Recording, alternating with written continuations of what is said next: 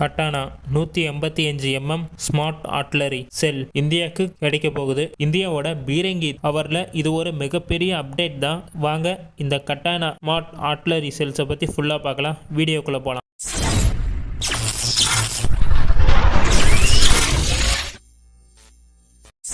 மத்திய பிரதேசத்தில் இருக்கிற எஸ்எம் பல்ஸ் பேக்கேஜிங் பிரைவேட் லிமிடெடும் ஐரோப்பாவோட பெரிய டிஃபென்ஸ் கம்பெனி KNDS இதுல ஜெர்மனியும் பிரான்ஸும் சேர்ந்து உருவாக்கி இருக்காங்க இந்த டிஃபென்ஸ் கம்பெனியை. இவங்க 3 பேரும் சேர்ந்து ஒரு பெரிய முக்கியமான ஒப்பந்தத்துல சைன் பண்ணியிருக்காங்க. இந்த ஒப்பந்தத்தோட முக்கியமானது என்னன்னு பார்த்தா முழு கட்டானா ஸ்மார்ட் 155 செல்ஸை இந்தியாலேயே உற்பத்தி பண்ண தர போறாங்க. அதாவது இது டெக்னாலஜி டிரான்ஸ்பராகவும் பார்க்கப்படுது. அதாவது பிரதேசத்துல SMPP ஒரு புது கிரீன்ஃபீல்ட் வெடிமருந்து கம்பெனியை உருவாக்க போறாங்க. 2027 இந்த கம்பெனியை முழுசா ரெடி பண்ணி முடிச்சிருவாங்க. இப்போ மத்திய பிரதேசத்துல உற்பத்தி பண்ற கட்டானா வேரியன்ட் செல்ஸ் பத்தி பார்க்கலாம். இதுல நிறைய வேரியன்ட்ஸ் இருக்கு. நம்ம உருவாக்குற variants Katana BR base range, Katana ER extended range, Katana HP high precision laser guidance. India கிட்டே நிறைய ஆர்ட்லரி செல்ஸ் இருக்கு. இப்படி இருக்கும்போது இது எதுக்கு பெரிய விஷயமா பார்க்கப்படுதுன்னா இது ஒரு பெரிய விஷயம் தான்.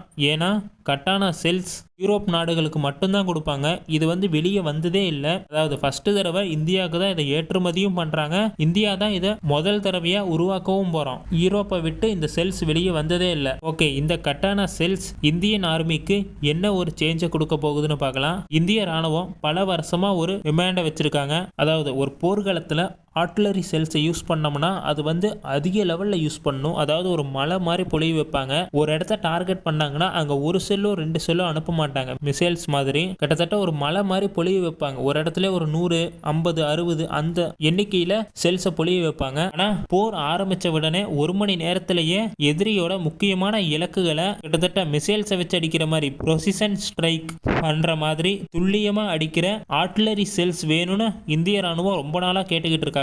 இதுக்கு கரெக்டான சாய்ஸ் கட்டானா HP வேரியன்ட் தான். அதுதான் high precision laser guided artillery shell. இதுதான் இந்திய ராணுவத்துக்கு கரெக்டா இருக்கும். இதுல முக்கியமா லேசர் கைடன்ஸ் சிஸ்டம் இருக்கு. இதனால 3 இருந்து 5 மீட்டர் துல்லியமா இதால் அடிக்க முடியும். கிட்டத்தட்ட ஒரு மிசைல் மாதிரியே. இப்போ ஒரு போர் காலத்துல இதனால என்ன செய்ய முடியும்னு பார்க்கலாம். எதிரியோட கமாண்ட் சென்டர், ரிட்ஜஸ், ரேடார்ஸ், இது இல்லாம மூவிங் டார்கெட்ஸ், மாடர்ன் டேங்க்ஸ் மாதிரி மூவிங் டார்கெட்ஸையும் இந்த செல்ஸால் அடிக்க முடியும். இப்போ பாகிஸ்தான்ல இருக்கிற NASR short range solid fuel ballistic missile சிஸ்டத்தை கூட 1 இருந்து 2 கட்டானா செல்ஸை வச்சு நம்மளால ஈஸியா அடிக்க முடியும். இதே நம்ம பழைய செல்ஸை யூஸ் பண்ணா கிட்டத்தட்ட ஒரு 10-20 செல்ஸ் நம்மளுக்கு தேவைப்படும். ஆனா கட்டானா 1-2 செல்ஸை வச்சு நம்மளால ஈஸியா அடிக்க முடியும். இந்திய ராணுவம் எதிர்பார்த்த ஆர்ட்லரி செல்ஸ் தான் இந்த கட்டானா 155 smart artillery cells.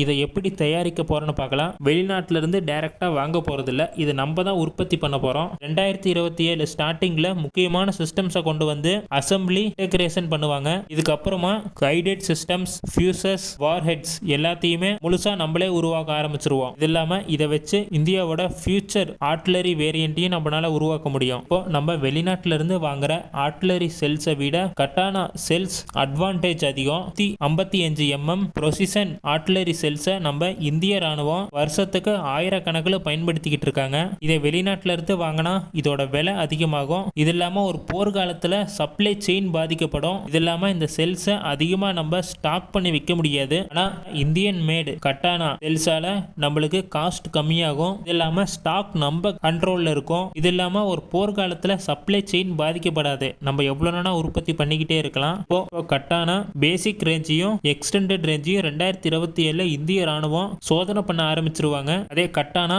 Laser guided செல்ஸை 2028 இருந்து 9 பயன்படுத்த ஆரம்பிச்சிருவாங்க. இப்போ கட்டானா செல்ஸை நம்ம உருவாக்கி முடிச்சிட்டோம்னா இப்போ இந்திய ராணுவத்தில் இருக்கிற advanced towed artillery gun system இல்லைன்னா M7 ஆர்ட்லரி கன் சிஸ்டத்துல ஒரு இலக்கு அடிக்கிறதுக்கு நம்ம 10 இருந்து 15 செல்ஸை யூஸ் பண்ணுவோம். ஆனா இந்த கட்டானா செல்ஸை யூஸ் பண்ணும்போது 1 இருந்து 2 செல்ஸ் யூஸ் பண்ணா போதும். இது இலக்க துல்லியமா அடிக்கும். கட்டானா வேரியன்ட்ஸை பத்தி சுருக்கமா பார்த்தா கட்டானா BR பேசிக் ரேஞ்ச் 30 இருந்து 35 கிலோமீட்டர் ரேஞ்ச் இருக்கு. 30 இருந்து 50 மீட்டர் அக்யூரேசியா இதால் அடிக்க முடியும். இப்போ கட்டானா ER extended range 50 kilometre range இருக்கு.